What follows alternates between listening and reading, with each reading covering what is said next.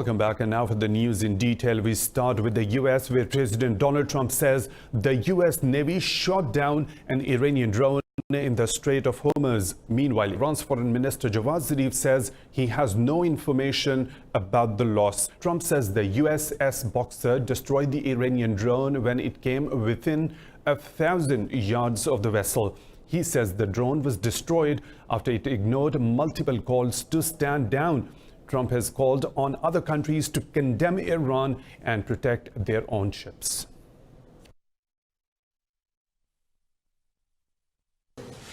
This is the latest of many provocative and hostile actions by Iran against vessels operating in international waters.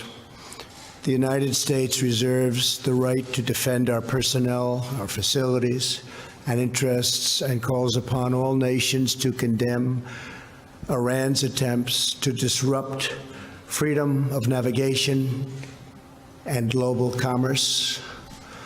I also call on other nations to protect their ships as they go through the strait and to work with us in the future. Earlier, Iran said it seized a foreign tanker and its 12-member crew, alleging it was smuggling fuel in the Gulf. Washington has called on Tehran to release the tanker immediately. Now, moving on, in a related development, U.S. Central Command Chief General Kenneth McKenzie says Washington will work aggressively to enable free passage in the Gulf. Talking to reporters in Riyadh, McKenzie said the U.S. is working on an international maritime security coalition to ensure freedom of navigation. He says the U.S. does not seek a war with Iran, but will deter Tehran from destabilizing the region. The United States has beefed up its military presence in the Middle East following attacks on oil tankers in Gulf waters in recent months.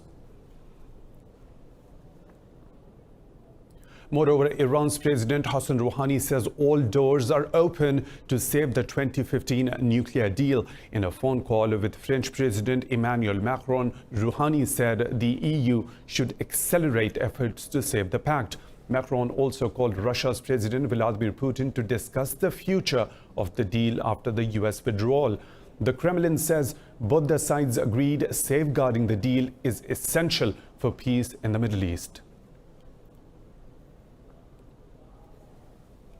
Moving on to Iraq, where Turkey has launched an air attack on the Kurdistan region in response to killing of its diplomat in Erbil. Turkey's defense ministry says the attack inflicted a heavy blow on Kurdish militants in northern Iraq. It says armaments, militant positions and their shelters were targeted. This came after a Turkish diplomat was killed along with 3 others in a suspected Kurdish attack in the region. A Kurdish spokesman denied the group's involvement in the deadly shooting. 8 ISIS militants have been killed in fresh clashes in Iraq. 6 ISIS fighters were killed in a US-led airstrike in the northern province of Nanwa. 2 militants were killed and 4 others wounded in clashes with Iraqi soldiers in the eastern Diyala province.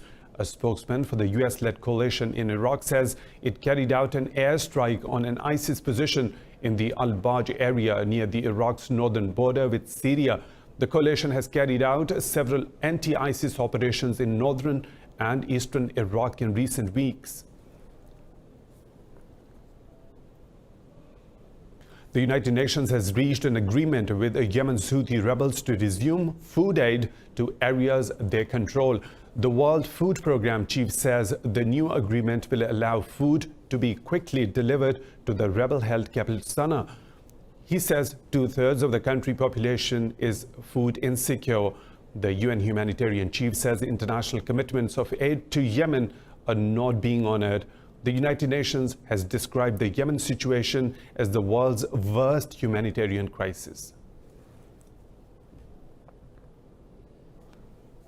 Russian Foreign Minister Sergei Lavrov has met his German counterpart Heiko Maas to discuss the Ukraine crisis. The meeting was held on the sidelines of a 2-day bilateral forum in the German town of Kongsvinger.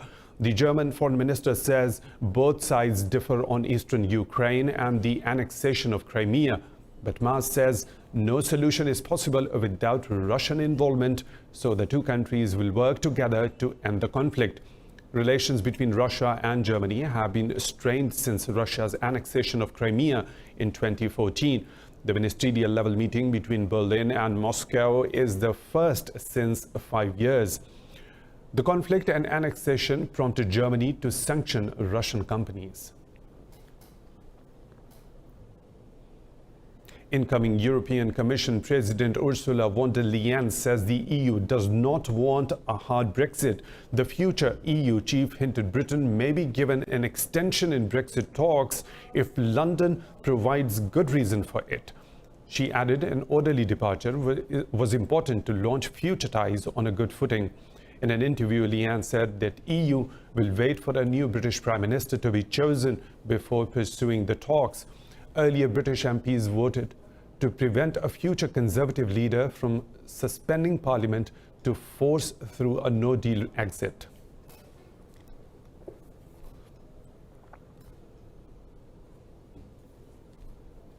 Moving on to Afghanistan, where 8 people have been killed and over 30 others injured in a blast outside Kabul University. The explosion happened as a number of students were waiting outside the campus to attend an exam. Eyewitnesses say 2 vehicles caught fire after the explosion at the university entrance. No group has yet claimed the responsibility. This comes a day after 12 people were killed in a car bomb attack in southern Kandahar.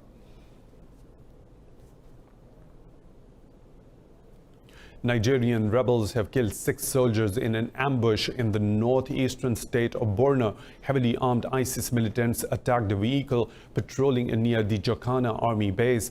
The Nigerian army says militants then attacked the base in 7 trucks fitted with machine guns. Soldiers were on their way to Maiduguri when the ambush happened. This came hours after a military chief in the northeast warned terrorists to disarm or face destruction. In Morocco, a court has sentenced 3 ISIS supporters to death.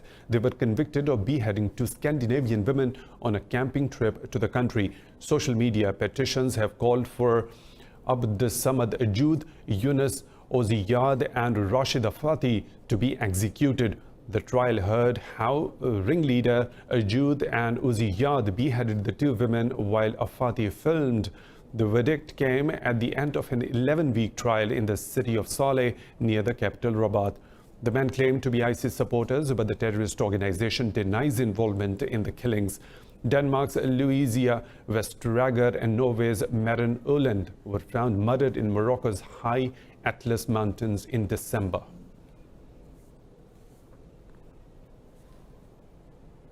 The scheduled talks between Sudan's military council and opposition alliance over a constitutional declaration have been delayed. The opposition alliance says the talks have been postponed indefinitely. No reasons for delay were given. Earlier, the 2 sides signed a power-sharing deal after a joint mediation by the African Union and Ethiopia. The accord stipulates the establishment of a joint sovereignty council of 11 members, including 5 civilian and 5 military representatives. 1 civilian member will be selected by consultation between the 2 sides.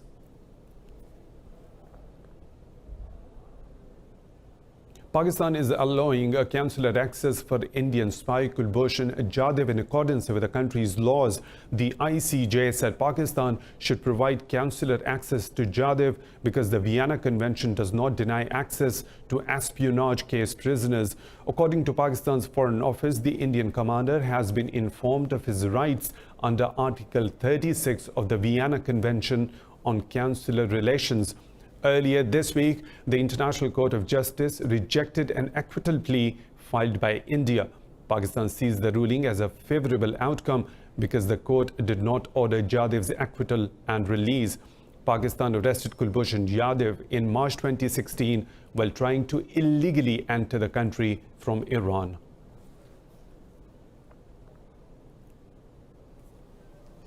Hundreds of cleaning robots are ready to start work in Singapore's hotels, shopping malls and government buildings. Apart from mopping and scrubbing, the robots can speak multiple languages and sing as well. More details in this report. These friendly robots can scrub, mop, vacuum, and sweep autonomously. If that wasn't enough, they can also entertain you by rapping in English. All the thing is done. I'll make your world light up. Hey, you're never good. Available in 13 different models, the robots can speak all 4 of multi-ethnic Singapore's official languages. My vision for the robotics is for the robots to be the human's assistant, to be a buddy of the human, such that one human can clean a much bigger area because he has got a couple of robot assistants. Yeah, so rather than replacing a human, it will be to extend the capabilities and to help the humans have an easier job. The cleaning robots can even make jokes at passers-by and respond to human queries. The robots can be rented for about $1,000 a month. Everybody knows a cleaner that is always friendly and would remember your name and say hi. So we hope to recreate that, to have a robot just to greet you when you come in, to say good morning, good afternoon, welcome, see you again. And those are things that make people happy. The company hopes to place 300 robots into service by March next year. It aims to plug a labor shortage in the Asian country of 5.6 million people. In Taiwan, an artist in the village of Ruan Chayo is painting murals to ease loneliness for the elderly. Nestled in foothills of Taiwan's central mountain range, the village is devoid of the young people. And Wu Sun Sign is filling the space with street art. Let's take a look at this report. Rapid economic growth has led to increased urbanization in Taiwan. This has left many villages without young people, but Wu is injecting life into the village by transforming local homes into a canvas of color. This village is full of old people. These drawings attracted many tourists to come visit. The old people who were left here would not be so bored. This was my biggest gain. Through his work, Wu highlights social problems, including climate change and corruption. There are some half a dozen graffiti villages in Taiwan that have been decorated with artwork in a bid to bring rural places back to life. Taiwan has many graffiti villages that are beautiful, scenic spots where people would leave after taking pictures. But I realized when I came here that every mural here is depicting a social problem. The artist is trying to convey through irony these social problems to the younger generation. He hopes to woo other young Taiwanese to explore rural villages more often. Business updates right after a short break. Stay tuned with Indus.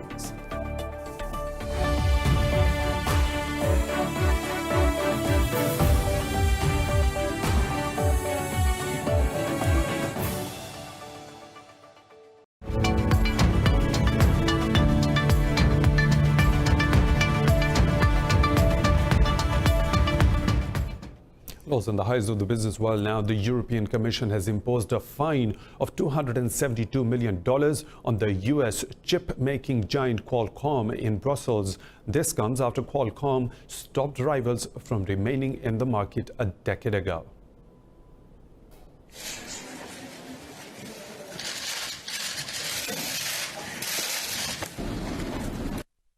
So today the Commission has decided to fine Qualcomm 242 million euros for an anti-competitive behavior that is illegal under EU antitrust rules.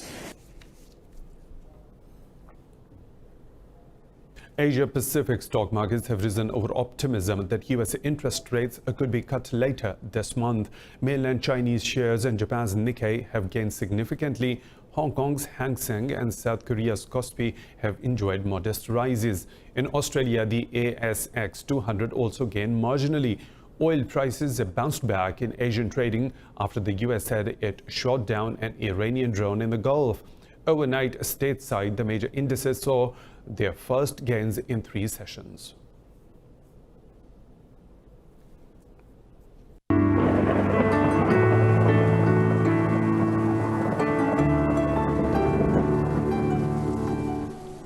And now the weather situation from around the globe.